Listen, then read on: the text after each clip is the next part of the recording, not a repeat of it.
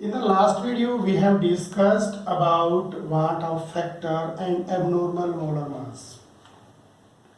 As you know, that we have to introduce the Watt factor in case of association and dissociation. That is when the solute dissolved in the solvent undergoes either association or dissociation, then that concerned colligative property is modified by multiplying with a factor known as Watt factor, that is I.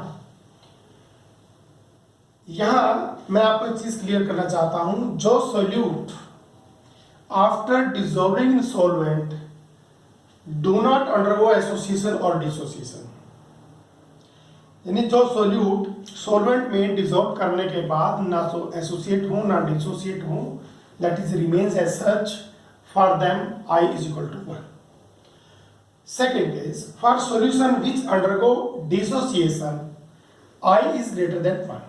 What I mean to say, suppose I have taken NaCl or some other ionic solute, उसके case में जो number of particles होंगे वो dissociate होने के बाद ज़्यादा होंगे, तो therefore I is greater than 1. अब आप कहेंगे कि डिसोसिएट होने से और I का क्या रिलेशन है, अभी मैं एक्सप्लेन करूंगा आपको. For solute which undergo association, I is less than 1. मैंने एग्जाम्पल लास्ट वीडियो में भी दिया था. फॉर एग्जाम्पल की हम बात करते हैं, CH3COOH एसिटिक एसिड, इसके दो मॉलिक्यूल एसोसिएट हो करके CH3COO बनाएंगे. ध्यान रहे, जो भी क्वेश्चन आपको दिया जाएगा उसमें एसोसिएशन कितनी हुई है, डिसोसिएशन कितनी हुई है, या तो वो मेंशन करेंगे that is complete association and complete dissociation, और degree of dissociation or degree of association will be given to you, and you have to calculate, or you have to do the calculation according to that only. We will take some example. फिलहाल हम एक example करते हैं जहां पर हमारा एक solute जो है ऐसा लिया है हमने जो डिसोसिएट हो जाता है. Very simple example is Na2SO4, that is sodium sulfate. Here is the statement of the numerical, calculate the boiling point of the solution. जब boiling point की बात आ गई तो ये किससे रिलेटेड है, elevation in boiling point से. ये कहते हैं कि when 2 ग्राम of Na2SO4, जिसका मोलर मास है 142 ग्राम पर मोल, was dissolved in 50 gram of water, assuming Na2SO4 undergoes complete ionization and Kb for water is 0.52 Kelvin kilogram mole inverse 1. So, बच्चों, weight what we have given, weight of solute is 2 gram. weight of solute को हम denote करते हैं Wb से, weight of solvent को हम denote करते हैं Wa से. Kb गिवन है, हमने कैलकुलेट क्या करना है. अब आप आराम से पीसफुल माइंड से ये सोचिए, Kb is equal to 0.52 Kelvin kilogram mole inverse 1 to calculate boiling point of solution, that is Tb. Solution का जो बॉइलिंग पॉइंट होता है उसको हम टीबी से डिनोट करते हैं, और जो सॉल्यूशन का होता है उसको टीबी से, और जो सॉल्वेंट का होता है उसको T0B से. ओके, और हमने ये कहा था जब कोलिगेटिव प्रॉपर्टी का डेरिवेशन किया था कि वेपर प्रेशर सॉल्यूशन का कम हो जाएगा, therefore we have to boil it to higher temperature, और you can say that Tb is greater than delta T0B. अब देखिए, हमें ये कहा गया कि Na2 एज्यूम करना है आपने कि कंप्लीटली डिसोसिएट होता है, that is Na2SO4 gives 2Na plus plus SO4 negative. अब आपने देखना है कि number of Na positive ion given by Na2SO4 Na2SO4 is 2 and 1 SO4.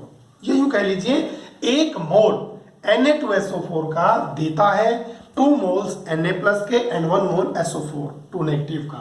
Total 3 particles हुए हमारे पास. सो I here is equal to 3. अब I का अगर फार्मूला लेना चाहे तो ऐसे भी ले सकते हैं कि डिसोसिएशन के बाद या एसोसिएशन के बाद कितने पार्टिकल्स हुए, और एसोसिएशन या डिसोसिएशन होने से पहले कितने पार्टिकल्स थे, दोनों का रेशियो भी ले सकते हैं. यहां पर बिना वाट ऑफ फैक्टर इंक्लूड किए मैं इसको रब कर रहा हूं।